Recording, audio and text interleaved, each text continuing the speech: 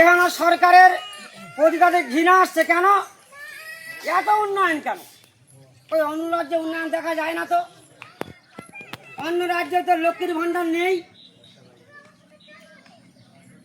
BJP বলছে লক্ষ্মীর ভাণ্ডার আমরা দেব, কিন্তু আপনারা দেখেছেন 17টা রাজ্যে তাদের ক্ষমতা, একটা রাজ্যে কোনো জায়গায় লক্ষ্মীর ভাণ্ডার নেই। এখানে ওদের 2003 হয়ে গেল, 3000 টাকা লক্ষ্মীর ভাণ্ডার দেবে। মোদি বলল মন কি বাত, মোদি কি গ্যারান্টি দেশ বিক্রি করতে চাচ্ছে। মন কি বাত, মনের কথা। ক্ষমতায় আসলে কি মনের কথা? হিন্দু মুসলমানের মারামারি করে দেওয়ার ব্যাপার, এটাই ছিল তার মনের ভিতরে, সেটাই করেছে। আরো মনের কথা কি? মসজিদ ভেঙে মন্দির করে দেবে, তাই করে দেখিয়ে দিয়েছে। এটা হলো মন কি বাত। পশ্চিমবাংলাকে হাতে মারতে পারে না, ওরা ভাতে মারতে চায়। তাই কেন্দ্রের বঞ্চনা, আমাদের লক্ষ লক্ষ কোটি কোটি টাকা কেন্দ্রের কাছে এখন পাওয়া যায়, তারা দেয় না।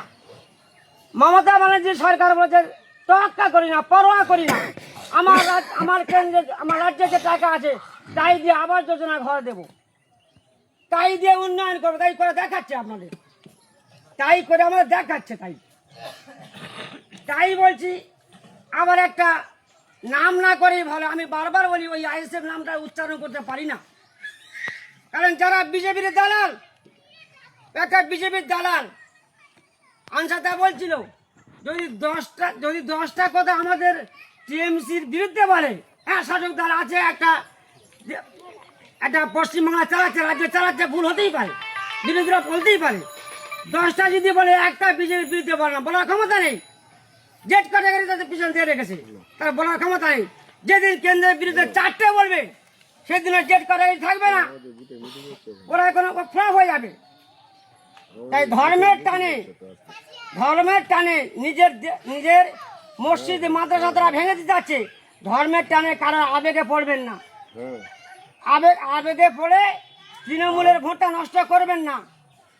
আপনার কথা আমার কথা পার্লামেন্টে চলছে, কারা বলছে? আমার দলের সংসদ যারা, তারা বুক চিতিয়ে সেখানে আমার দেশের কথা বলছে, আমার সুন্দরবনের কথা বলছে, আমার পশ্চিমবাংলার কথা বলছে। কি করে মানুষের উন্নয়ন হয়, সেই উন্নয়নের লক্ষ্য রেখে আমাদের ফুলতলি গণেশ মণ্ডল যেভাবে আমাদের পরিষেবা দিয়েছে, ধন্যবাদ, তাকে সাধুবাদ জানাই। সেই অনুদান এমন কোনো মানুষ বলতে পারবে না যে অনুদানটা আমি পাইনি, সে বিরোধী হলেও সে বলতে পারবে না। আর আমরা কোনো বিরোধীদের কোনোদিন এটাও ভাবি না যে বিরোধী তার কোনো অনুদান পাবে না। আমরা সবার জন্য সমান আমাদের সিট তৈরি হয়ে আছে, এমনটি নয়। তাই এটাই বলবো যে মাথা ঠান্ডা করে বুথে যারা কর্মী আছি, বিরোধীরা অনেক চোখ রাঙাবে, বিরোধীরা অনেক কথা বলবে, তাদের এখন দেখতে পাবেন না। আমার বাংলাদেশে যেতে হবে, আমার অস্তিত্ব টেকাতে পারছি না, ওই তাদের এখন দেখা যায় না। তাদের তারা মুখে কুলি বেঁধে রেখেছে। তারা জানে ঠিক সময়ে আমরা যাব, ভোট যখন সামনে আসবে। আমরা ভোটের তোয়াক্কা করি না, আমরা একটা মানুষের অস্তিত্ব লক্ষ্য করার জন্য তাই ইমিডিয়েটলি বর্তমানে আমরা এই সমাজগুলো করছি।